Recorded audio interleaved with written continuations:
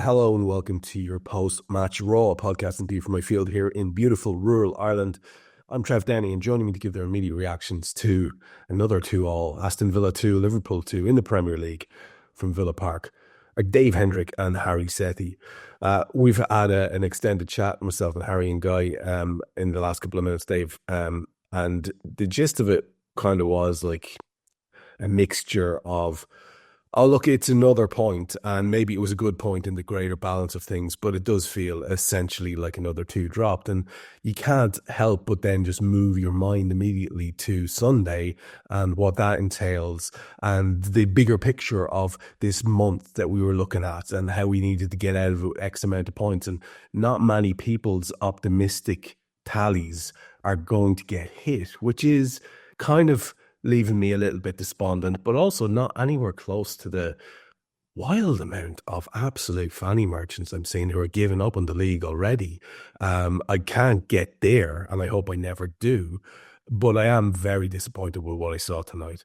Well, my Twitter timeline tonight seems to be brought to me by Pampers because it's just lads pissing their pants the whole way around. And I can kind of see their point because it does feel like 2 points drop, but ultimately it's a point gained.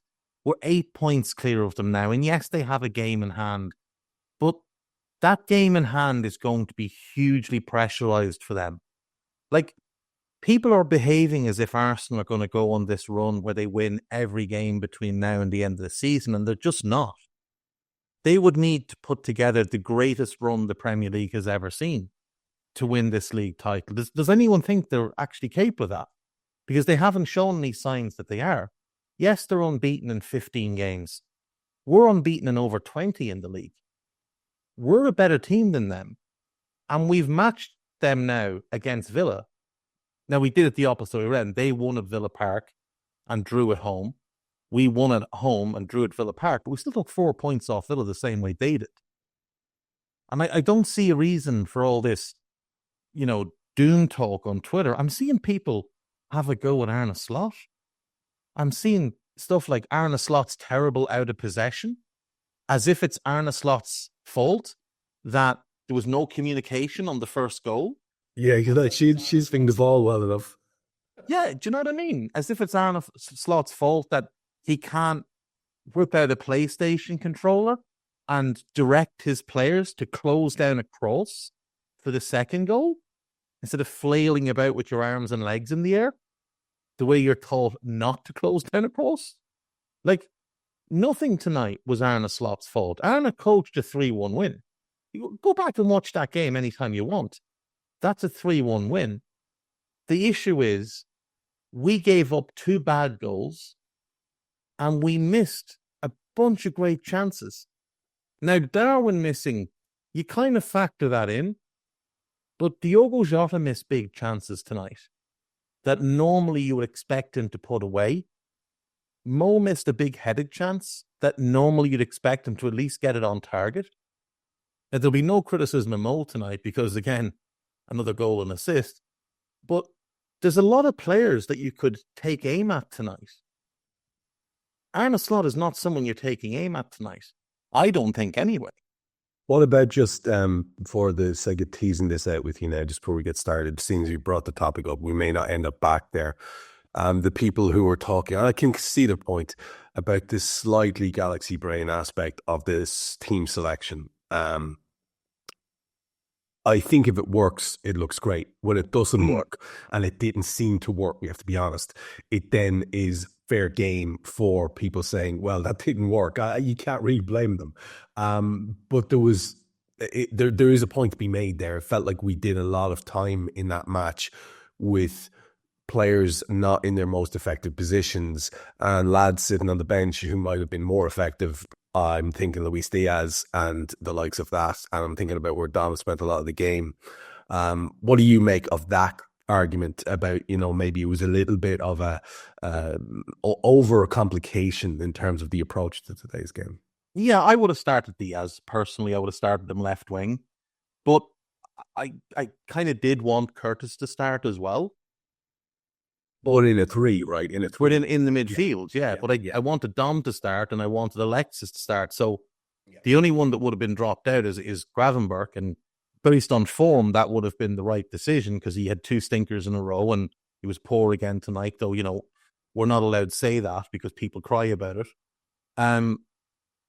But I wanted Curtis in the team. So I would have, for me, if you're going to do it the way he did it, you put Dom on the left and Curtis in midfield.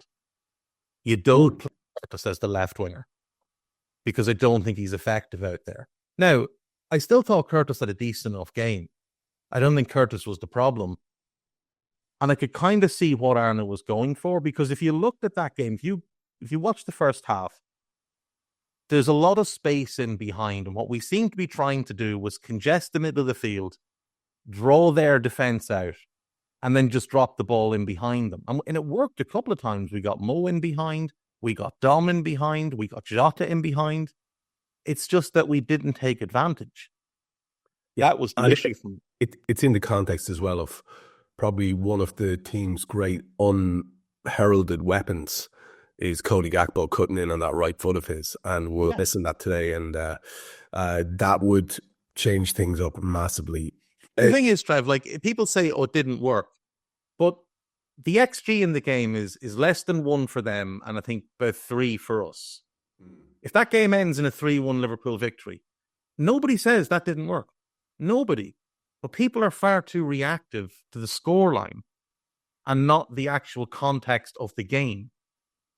And the context of the game is that Arne Slot out-coached Unai Emery, but the scoreline has them tied. And Harry, to bring you in, the scoreline, as Dave says, has them tied. And the last memories that everybody has of that match is Liverpool, seat of the pants, 92 minutes, Rodgers blasting over point blank in 94 minutes, Malin getting free, Curtis Jones over in the left-hand side, and Robbo and driving one right across the face of goal and narrowly wide of the far post.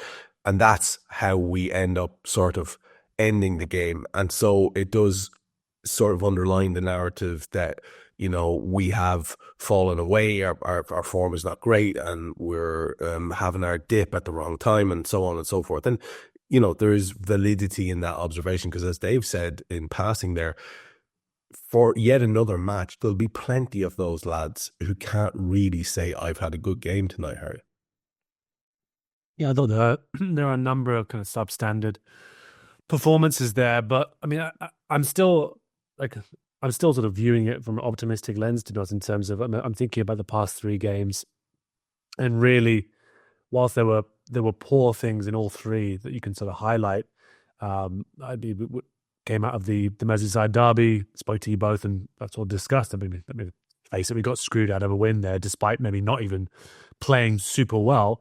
Tonight, I thought we played very well, and I think Dave's point around, Slot coaching what should have been a pretty comfortable 3-1 win, where we cut through Villa at ease multiple times, and just unfortunately every attacker not named Mo Salah, yes, he didn't do well with that header, was unable to do the business. I think that's ultimately what I put the result down to. Of course, as well, I think the thing that probably worries me more is the concession of 2 cheap goals again, which is not something that I want us to get into a habit of, because I think I want teams to have to work hard to score against Liverpool, and I want goals to have to look like Mateus Cunha's in the second half of that game against Wolves, where you have to hit a worldie and beat Ali from distance to actually be good enough to score against us. Instead, it's too easy. The number of crosses that we're not stopping, the slowness to second balls,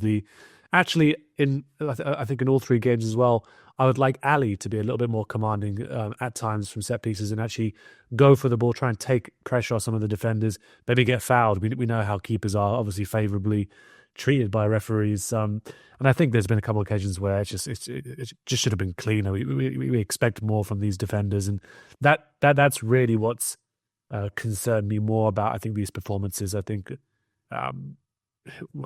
when you remove the emotion from it, you never want to leave 3 points. No one want to leave 2 points in Birmingham. You never want to give Everton a single thing. And the way and the manner of that game, I thought it was good. I think that Slot mentioned sort of that being that being mentally tricky to fully shake off and get rid of that because of the injustice of it. And I think he sort of highlighted that in so many words. But yeah, I think looking at this game in isolation, looking at the actual performance over the entire 90 minutes, more than enough to win that game. Should have won that game. Should have bullied this side who are missing a whole number of players. Yes, they're athletic. Yes, they're going to keep going. Yes, they're at home. And I agree, Trev, that they had those chances towards the end. And yeah, on another day, Rodgers scores that goal.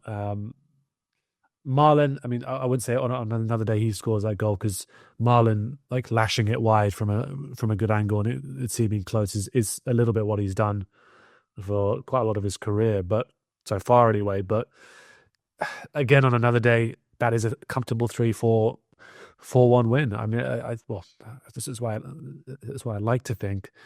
I'm just so disappointed in the inability to take chances, and I thought that there were, despite the poor performances from some individuals, and we'll come on to those, I thought there were a couple performances on there where you could see they were putting in enough to win this game. And if just a few more of them could have raised their level and found it in them to just do the basics in certain moments, I think we emerged from that comfortably with the 3 points. But going back to Dave's point right at the start, we do need to sort of try and pull ourselves back and realize that we are not competing with this City Death Star that we've dealt with over the past number of seasons. It's a flawed Arsenal side. It's an injured Arsenal side. And we need to sort of, I suppose, try and reevaluate what used to be a good point away from home, what used to be a good result, what used to be and is now a healthy gap. And all right, the Reds, it's Jack here, and that was a clip from one of Anfield Index's audio podcasts.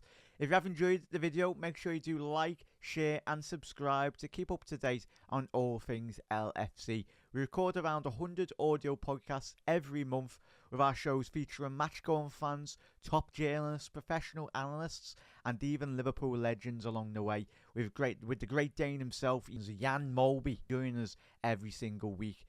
If you want to listen to all our podcasts for free, head over to anfieldindex.com/podcasts. Our audio shows are available wherever you get your podcasts. Just search Anfield Index. Or if you prefer to listen to all our podcasts in full and without any ads, why not head over to AI Pro today to check it out now at AnfieldIndexPro.com. If you want to get involved in the great growing community of Liverpool fans, check out the Anfield Index Discord. The link is in the description. Do get involved with that, from Reds around every corner of the globe. For now, Reds, hope you enjoyed this video.